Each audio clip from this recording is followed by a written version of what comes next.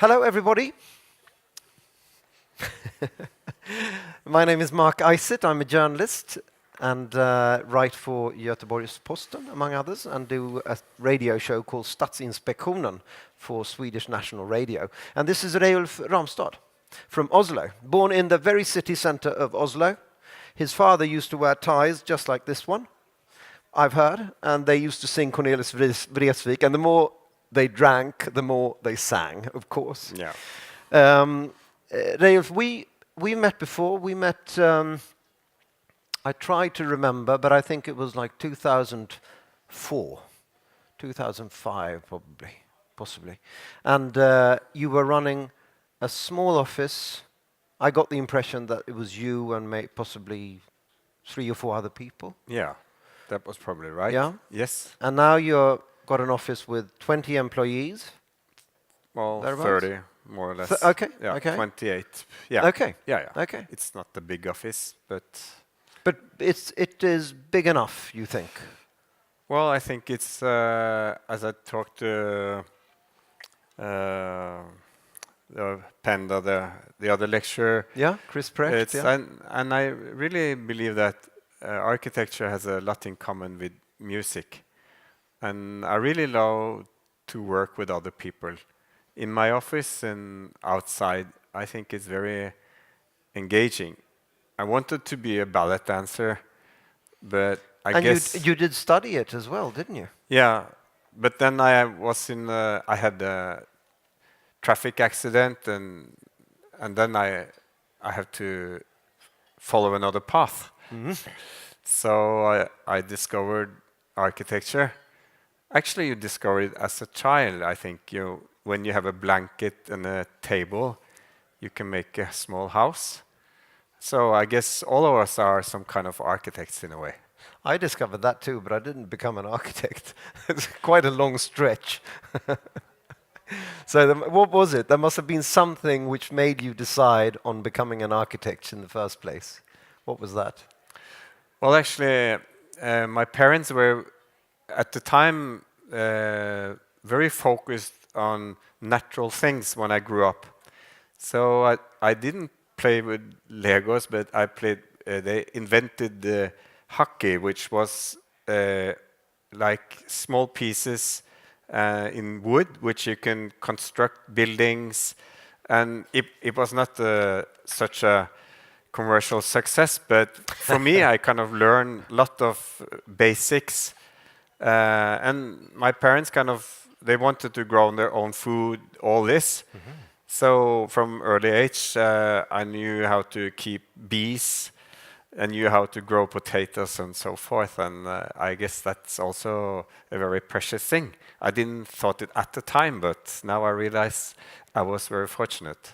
And your mother was an interior designer? Yes, that's true. Yeah. And your father an inventor? He was an inventor. He invented very complex things for civil aviation. Okay. Like, so I didn't actually understand any time what he was up to. Still a very creative environment. Yeah. Yes, okay. Indeed. Yeah. Welcome. Thank you. Thank you for coming here. It feels rather special in this space, but I appreciate you all come here. And I guess I've never been to MESS, this big fair before. And but I do use a lot of those elements that probably are out there. I have 40 minutes. I could talk for 40 hours. So you guys, you have to excuse me if I run a little fast with the images, because there is a lot of them. And I actually want to tell some stories about 5 imaginary rooms, or you can also conceive it as 5 chapters. And actually, every day I draw in my book, and sometimes I never have a plan with my drawing. And I guess it's something that's working up in the head and comes out as different, very simple drawings. And though technology, I'm surrounded by technology all the time, iPhones, all those very complex things. I guess I didn't have talent to become a very up-to-date technological person, but I still run an office together with the other people, a very high technological business. And in a way, I think it's very important that there are persons around that are analog, that can draw from the head to the hand. And that is my way of actually when Mark asks how I got into architecture, because I always love drawing. And it doesn't function, so then if you can draw, it's rather cool. So in these 5 chapters, I would start actually to just have some observation about global culture. It functions. Yeah. Thank you very much. And global culture is something that is surrounding us all the time. And then I want to speak in the other room is like close to the local. And the third one is actually we are people in the office. How do we work, and how actually where are we sitting? And then I'm been always very close to the construction site.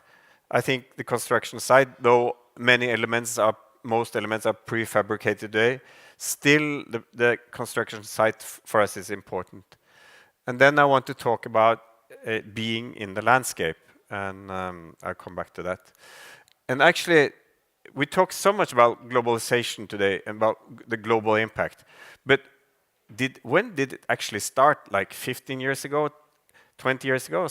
According to me, the global culture has always been here, but it's not been at this accelerating pace as we realize now. If you do take a picture, you can kind of transmit it out in the global sphere within just a second, and people on the other side of Earth.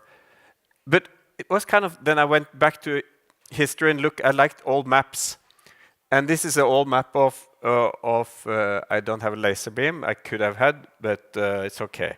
This old map is from end of 1500, and it's very interesting how we see the topographic imperfection. And actually the landscapes are distorted. And even on the maps there are mythological figures. And even some ships where they show where the wind is blowing. So I think this is very interesting. We can think, well, it's naive. But for me, it's not naive at all. It's a lot of signals of actually how this person at the time, with the tools, managed to map the territory as an imaginary, a mental, and a geographical landscape with its imperfections, but also with a lot of science.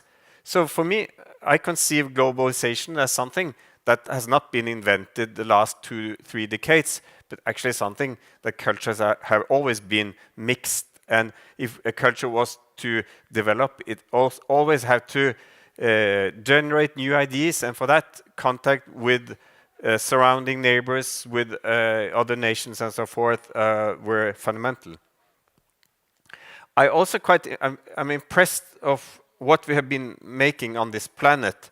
And there's like such a concept that's called urban heat island. It's like when the surroundings are so urbanized, they generate a surplus of energy that it's very difficult to calm down. So more heating results in more heating and so forth, and it kind of gets out of control. And there's a lot of people work and live in these conditions that are only artificial, and where the built environment is actually the only impact of your everyday. Then, of course, stretching it to the other end, to when you see pure nature, or is it actually pure nature? It's also through our influences very much based on a process which is going on. So my own story is actually, when I think as an architect, I'm very anchored to the place I've been. and where I'm coming from and the people that has been surrounding me. And in fact, I think architecture, wherever you are on the planet, it's based on two basic things: the people you're making the projects for, and the places and their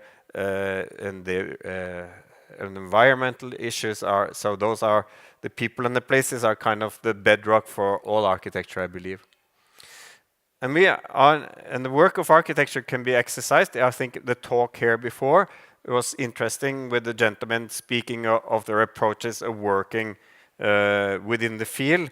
For us, I think it's been interesting that we have had some projects, and this project here in Sweden in Göteborg has been going on for like 6-7 years, and it's very interesting how, for example, countries like Denmark, Sweden, and Norway are always on the top, like in the UN happiness report, living standards, and so forth. So both three countries have always figured out very high on different scales and are kind of successful in a way. But what is actually strange, the contact between those three countries, like for transport, is very remote and like on a almost third world kind of level. Because if you go in a train in Paris and you go to Lyon, it's like 500 kilometers. It takes you 2 hours. And if you go from Oslo to Gothenburg, it takes you 4 hours. But with the same mobility as the TGV in France, you can be in Oslo, from Oslo to Göteborg, not in 4 hours, but 1 hour and 10 minutes. And the same, you can be, instead of traveling for 8 hours in train from Oslo to Copenhagen, you can be there in less than 2.5 hours. So there's a big, potential, and I believe that in the global situation, national entities are not so important anymore. So for me, I would actually appreciate if Sweden, Denmark, and Norway had the same kind of legislation, same kind of market, same kind of system. I thought that would be great for us. And I think I learned so much from traveling here and Denmark, but still I can speak my mother tongue and people do understand. So we've been working with project with one as a Norwegian office, with a Danish architecture office, and a Swedish Holscher, which are the Danish architects, and Kanotsi from Göteborg, who are the Swedes. And we are actually developing a central part of Göteborg. It's like, and what's been really nice with that process is instead of just start to plan, we had different approaches. We had workshops with the children, with youth, with local people, all kind of ways of arriving at it. And at the same time, we wanted to increase the node in Göteborg to be something central between Oslo and Copenhagen. So I just show you this. It's quite a big project, but it's based on very clear, sustainable ideas, and actually how you can cluster a lot of activities like living, working, research, transport, and leisure time in a very central place. So it's a very interesting project. But we still use like conventional tools to build models, and because we think this big project needs to be communicated in different terms. And it's also interesting because it's dealing with cityscapes. Have been done very big urban expansion projects, also like in my own town, Oslo. And I think they have not succeeded for a lot of issues because they've been running too fast. But I think all those years we spent in this project has been really, it will give this project a quality as a part, as a departure. And then also working little in my hometown, we dealing also with the train station. I think was very interesting. So this was a project we just won with our team in Oslo. and it's dealing with the same kind of issues. And I think cities today, the kind of mobility, and as I discussed with my children, then they are conscious about not having driving license, not driving car, but say, I can have a good life. Actually, I have a much better life not having a driver license. So I don't end up in some remote place out the city. Then I will have to find other ways of organizing my life. And you can actually see when you come from Arlanda in the rush hour, you see it's kind of something, it's a play that cannot continue. We need to change the way mobility is organized in the cities. And we need, as also I thought, that cities themselves can be more sustainable in a way. So just showing you quickly here. And the other aspect is seeing everything from below, seeing that every place on Earth is actually a specific place. And every place on Earth, for me, has different challenges. And if the more I travel around, and I travel very much around in my own country, working in small communities, and you can see that these are fragile places. If something goes wrong with the little industry, then the whole little village can disappear. So I see these small places, remote places, very many of them are suffering. So we have been working very much around in Norway. And I kind of conceive these small places as children, very complex, very intelligent, but also very fragile. And also a need to have right nutrition. And we also see when I travel around, I mapped very beautiful things that people knew with their hands, just go out in the forest, chop and dry the food, the wood, and reassemble and make kind of very solid architecture. But I also do see very beautiful things disappear between our hands, where small communities, they don't have the force to survive. And for that matter, very much of our common culture is kind of disappearing year by year. And I think we have been working like 2 decades with small communities and try to re-energize, or try to often go into communication with local authorities to find new ways of making business and new ways of developing this kind of small city centers. And through that, we have also had a preference working very much in small scale. Some out in nature, some up or some in the woods, some up in the mountains. I could talk like much about this project, but due to the time limit, and we just run forward. And what also we learned a lot going to these small places, that historically they very often manage to resolve challenges with like just one material.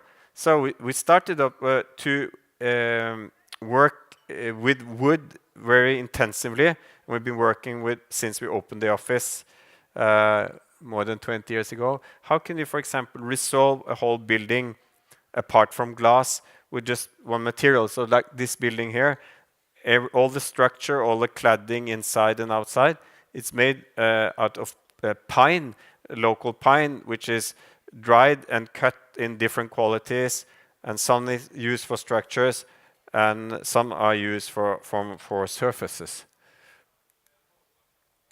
And I also do believe that we can do with less elements if we ought to plan architecture very closely.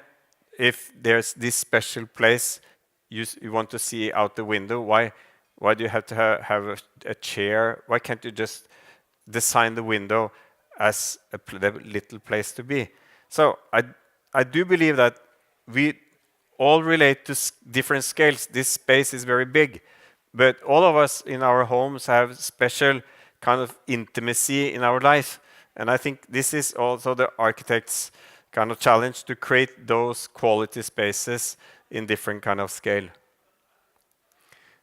And sometimes architecture can be very efficient. There was this international competition that we won, and that was actually a small city in mid of Norway, and the only big building, public building in here was like a shopping mall. And there were some very clever people who made the program for a cultural center. And the city Stjørdal itself is not a very exciting place architectonically. But going just a little bit outside, you saw those very intelligent and historical farms. So we kind of used that to recreate urbanism in this little town. So what we actually managed to do, there was the only complaint we had with this project after it finished, it's quite a big budget for a city of 25,000 inhabitants, like almost 850 million Swedish crowns. But that building has completely changed how people use the city. And so the building is it's very pragmatic because it consists, we kind of said all the circulation space should be within the different functions. So you have to go up, you have to go through the library, you have to go through a gallery, you have to go through the cafe and so forth. And also with these people, they're really pragmatic things. So they have your library, you have art school, you have dance school, you have different kind of concert halls, you have cinema, and you have a church. So when there was like some mess at the ground level, you can sit at the floor above and look at Die Hard 3, for example. No, so you kind of created a space which was very dense, and we thought this kind of projects are extremely interesting because it's dealing actually with how architecture, in a way, is very powerful tool and also a very efficient tool to get people come together.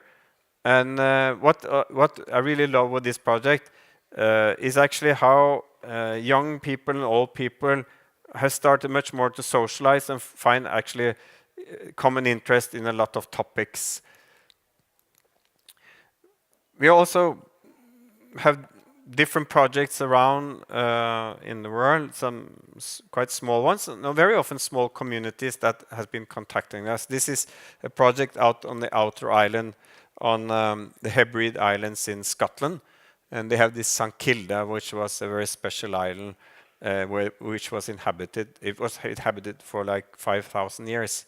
So they invited us to make this center. After Brexit, funds and economy has kind of changed, but the process itself with the community and how you come out there on the very outer island of Scotland, it's very hard to get there actually.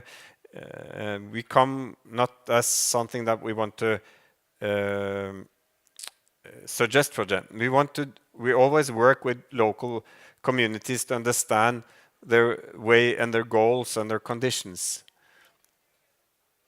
As also in Denmark, corn, grain is very important for Denmark. And the history of grain, most of us eat bread every day, but do we know anything of the origin of the grain? We know it's under threat very much by geological manipulation. So there's these people in the countryside in Denmark who wanted to kind of rediscover the grain and how go back and how actually the history and the conditions. So this is also a small community in the north of Denmark. We're working with this project. Soon the constructions are going to start. And also learning, traveling around on the countryside in Denmark, which is very different from Norway, and find the very beautiful knowledge of brick and also how the agricultural fields were developed and the relation they have to the horizon and the traditional forms. As also another place in Denmark, a prehistoric place that we did a project. I'm sorry, guys, it goes, but if I'm going to run through and Mark will not yell at me, I suppose I'll just continue. And also, these are infill project in Oslo, working very closely in what is happening. That expansion is something that we can see very much in Stockholm, in Oslo, and other places, but also the possibility, the in-between spaces, that the leftover spaces that didn't have any value. Suddenly people realize the value of walking, being able to walk where you live to work and so forth. So we have worked not in the speculation sector of housing, but we have managed through our own project, which we realized, to get new contacts, and we try to focus on how you can implement new ways of living in already established building context, like this here. Also, interesting, cities become too expensive for young people, and this was also a project that dedicated how you actually can have urban farming, how you can have shared culture, how you can actually have different kind of common platforms. So even if you have a little apartment, all of those apartments, they have a way to open the outer skin, so they can convert their house in just a second to be outside with sliding panels. And all the roofs, in fact, there is on the roof you can jog for half a kilometer. So these are projects which also explore how the city can be densified on a human scale. And that it's very important that to see it as something very complex, and to respect that there is a lot of different fields of knowledge that has to be implemented. And I think actually we ought to just understand that the cities are growing, and at the same time, I think the history of the cities are very important. And it's said ironically, when you travel to a place, you don't see the city, just see the image of the city. That's kind of something that has been said for many years, but I do believe that all kinds of representations of a city actually are the city which you live in, and that transformation of existing neighborhoods should be done not only by kind of physical design, but through different kind of processes. And the third room is in the office. Actually, Bosch, it's very amazing painter, Hieronymus Bosch. You probably know his pictures. They're so filled with details. Sometimes they're always kind of describing the end of the world. But if you go into detail, you can even find some happy moments. So it's not like a Me Too office situation, but I think what was very interesting in this little detail of Hieronymus Bosch, in all this kind of surrounding of threat and disaster, these two people are sitting in some kind of egg. And I do believe that architecture is very much about layers. It's about cultural layers, mentally layers, physical layers, climatically layers, and so forth. So much of the architecture you actually never see as something physical, but it's in there. And I think that is very much the work of the architect, much more than creating cool designs. It's actually to accommodate people's lives in these different kind of spheres, and to be happy and to have optimize your life and your life possibilities. And I think that very much many interesting, I admire the people working in my office there. We are for 10 nations, 10 minutes. We all kind of contribute in different ways. So in the office, you visited us in another place, which was also from the 1800s. This is all actually a villa that was actually falling down, and we restored it, and we had to dwell energy dwells in the garden, so we have kind of free energy. So if it ain't broken, don't fix it. This house is more than 150 years old, but still it functions as something very hyper modern in a way. All the technology inside is very modern, but a good house is actually something that could be used for a lot of purposes. And we are lucky to have this house now. For 150 years, other people have it, and for the next 150 years, some other people would have the opportunity. And also discovered that there was a leakage, and we had to open the decks, and we found beams that my engineer said those beams are 150 years old. So if they were 150 years old when this building was built, and those elements are 300 years old.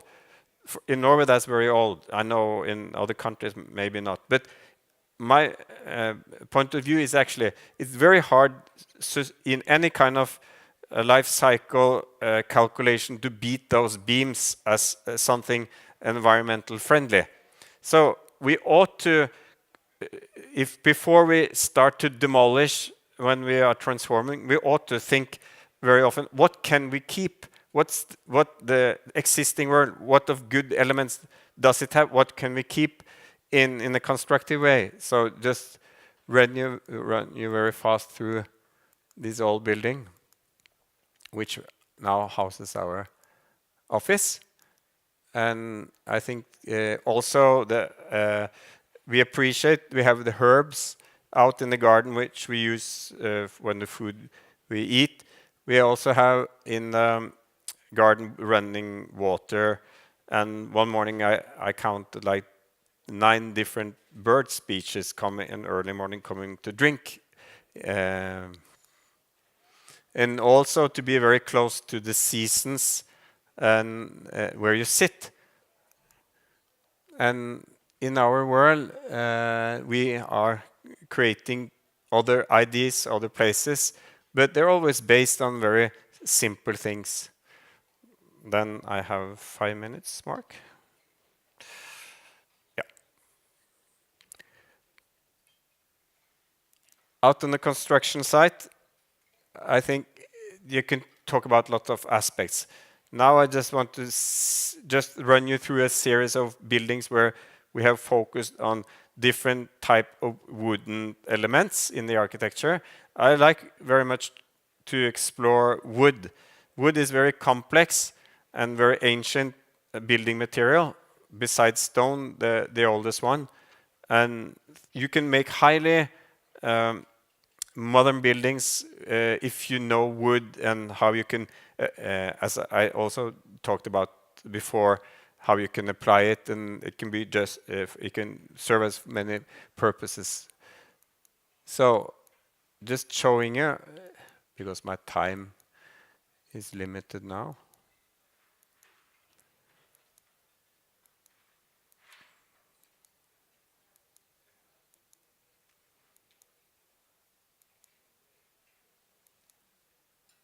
And also in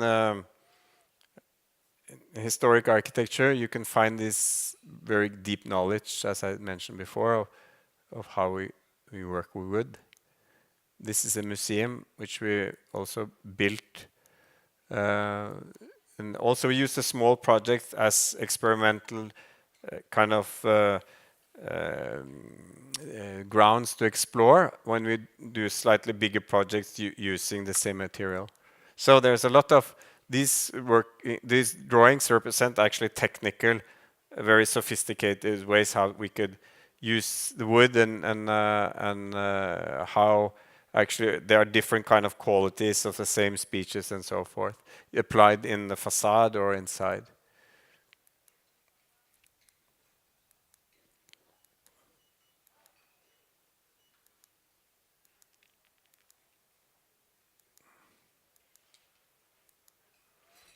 So the last 2 minutes, just kind of come back to the start, which is being out in the landscape before generating anything. And also in my own lifetime, going out to very special places like the glaciers. I can remember when I was brought to this glacier as a kid, and now how much it has transformed and declined, and that makes me think of very basic elements. And I also love animals. I think there there is a lot of people have pets. A lot of people don't eat meat, and I truly believe that the human species are so strong that we ought to take much more care of other living animals. I think this is very important for me because the respect for the environment can only end up if we have this generosity with not only ourselves but with all living creatures. And the human race is so powerful. So I ought to believe, and I think see a lot of young people are very focused on these issues. So for me, like this Greenland whale, which has can have an age of 350 years, has a very significant meaning in a way that it has also a big value like humans have. And also in being out in the landscape, you see the built, and the built like this stave church, which has more than 1,000 years, and how such a simple material as wood has resisted through time. And I also spend a lot of time with the Sami people in north of Norway, and these are actually people without architecture, and trying to understand the issues and their values are doing through some projects. And I guess just to keep up the time, I would just show you some of the landscape projects that we have been working with. And also for small communities, as I talked about before. Or even in this very far up north, which we actually did in collaboration with the people from the place, indigenous people, the Sami people, which you also find in Sweden. And it was a very rewarding success where we had a lot of talks, and we find the solutions through a very non-linear process. So, dear public, this is it. Thank you very much.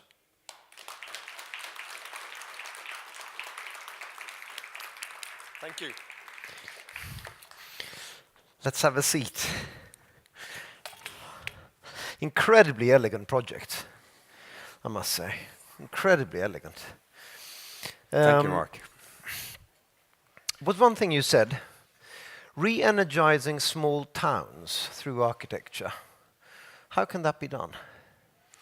Well, I think it's extremely important because that's something that it's not a recipe. You actually have to be very humble, and you have to be, as I mentioned, very much see each and every place as something unique.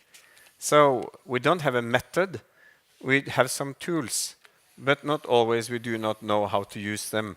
Maybe not in the beginning. We are convinced that some tools are right, but not. For example, it's quite fun when this last project we sent the drawing for a building permit, and the guy from the municipality, he called me a complete moron.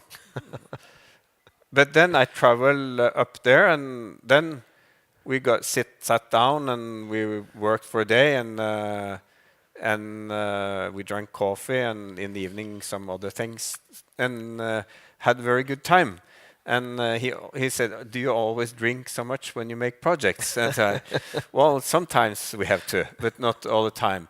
But I really do think it's a matter of getting close and confident on other people, and trying to see their intelligence and their abilities and their special quality.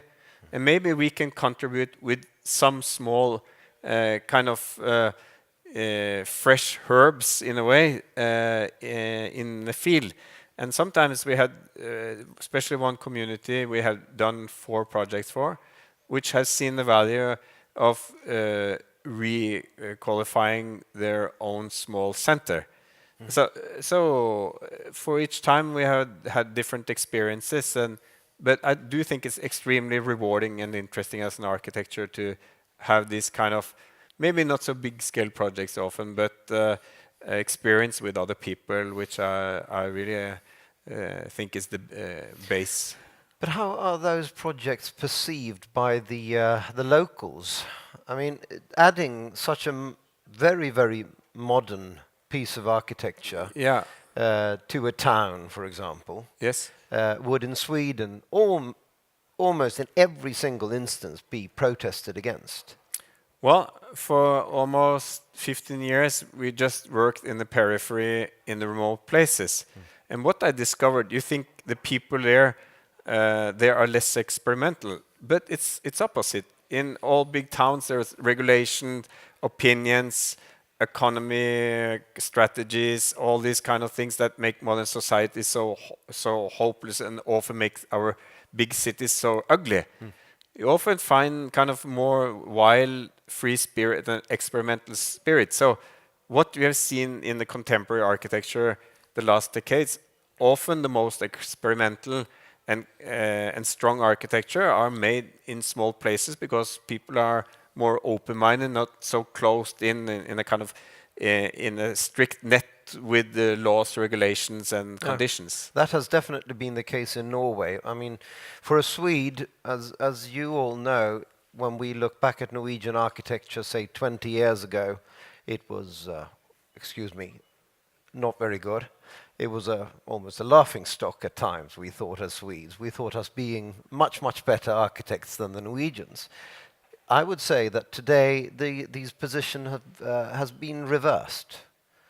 That something drastically good has happened to Norwegian architecture, which you are a part of.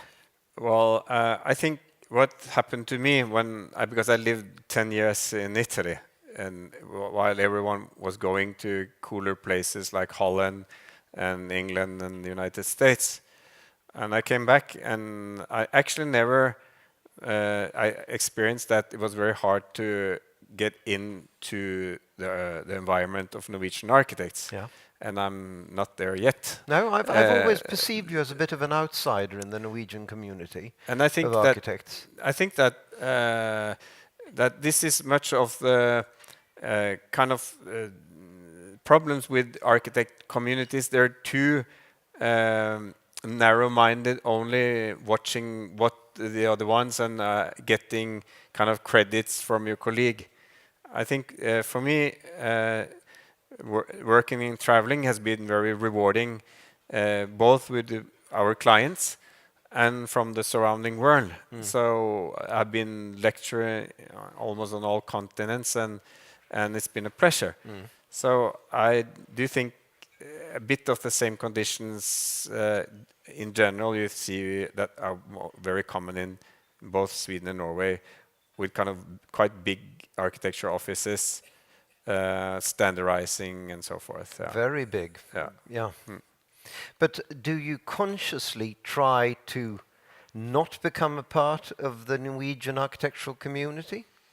Do you try to keep it at arm's length? This is no. It's actually I think the architecture office was set up when I was very naive, when I was going to have 2 children. So I quit my job at university and started, and the business plan, there was no business plan. So actually it's been more interesting voyage so far, and I mean I like to talk with all kind of people. I think that's the base of it all. But if we look at this project, for example, which is one of several projects that you've done for the national tourist routes. That whole series of projects which have been realized out in the most exquisite landscapes Norway has, they must have been a turning point for Norwegian architecture. At least this is my theory. Correct me if I'm wrong. Yeah, well, I think so, in many ways. But then, Maybe you should describe for the audience what yeah, these it's national actually tourist routes are. Norway it's a very topographically very difficult country. So the road authorities has always been very focused on making more and more efficient road system. So much of the historic road system is kind of being out in the peripheric places, no? And so instead of before, you always talked about having a tour going from A to B, but today very often we conceive traveling as the travel action itself as the goal of the traveling. So there was this kind of the detour, the long trip, the inconvenient. And a lot of those places was actually not being visited very much, but were still extremely special, and some of them also very spectacular. So then the idea came up. But as all things, I think also the tourist route has had this peak because it can be too much objective kind of aesthetics, and then it kind of loses its sense. So I'm also a critic to that in a way. Yeah. Wouldn't you describe this as an example of that in that case? This is pretty spectacular. Well, this is the route from yes. the road down to the shore line, Yeah. right?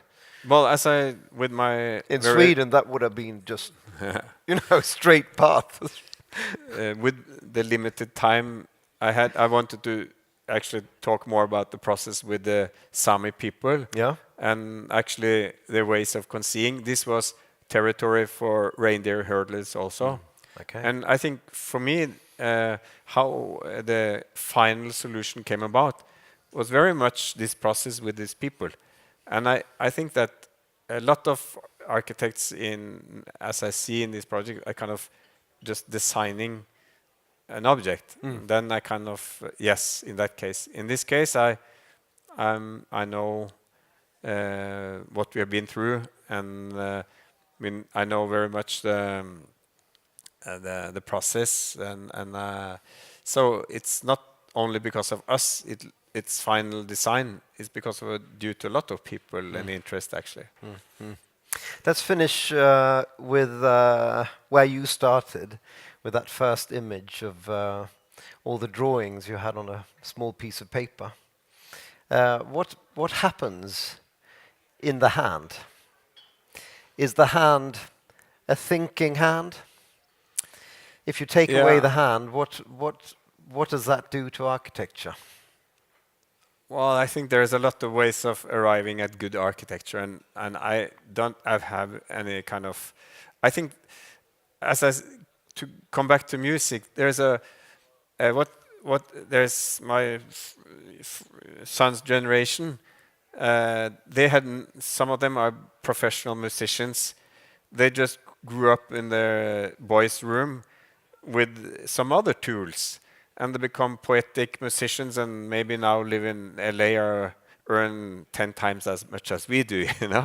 So world is changing, and I think it's. I believe there is not the recipe to make good architecture. I think that's very much based on who you are and the way you collaborate. So, but for myself, I'm very close to the physical drawing because it gives me a joy, and it's also a very efficient way to express yourself in a way. And it's also very practical. You can have a book and a pencil, and you don't need battery. No. Yeah. But you yourself do not design anything on the computer, am I right? No, I'm very good at iPhone, but I never use just for maybe Outlook. But do you miss designing on the computer, or is that a conscious choice? No. It's as I said, for me, the product of architecture comes from a lot of people. And I also think it's very much the difficulty of modern design is that people sit with their computers, they look in and scale one-to-one, and they kind of redefine reality in such a kind of super local space. Detail, yeah. And very often you see that it's the lack of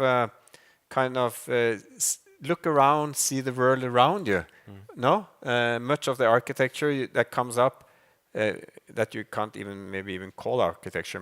It's very well mended together, but it relates very little to the surrounding world. Yes. So I do believe knowledge in all kinds of levels in technology. That technology is a tool, and there are different technological levels. And I think we need, for example, we talked about the gentleman here talked about artists. Yes. And I cannot be more agree. We need artists more than ever in our societies. We need to see the other side. I really think that the other side is extremely important. In the other side being all of our dreams put together. What we feel inside when we wake up in the morning, looking outside the window. What we feel like sitting here, going out and looking out at a billion objects. I mean, this always are a lot of stories that if you want to make good architecture, according to me, I think it's not any I think it's a kind of a benefit to have different abilities and different talents in the group. Yes. Thank you, Reiulf Ramstad, for this. Thank you, Mark. Thank you. And thank you for listening. Tack.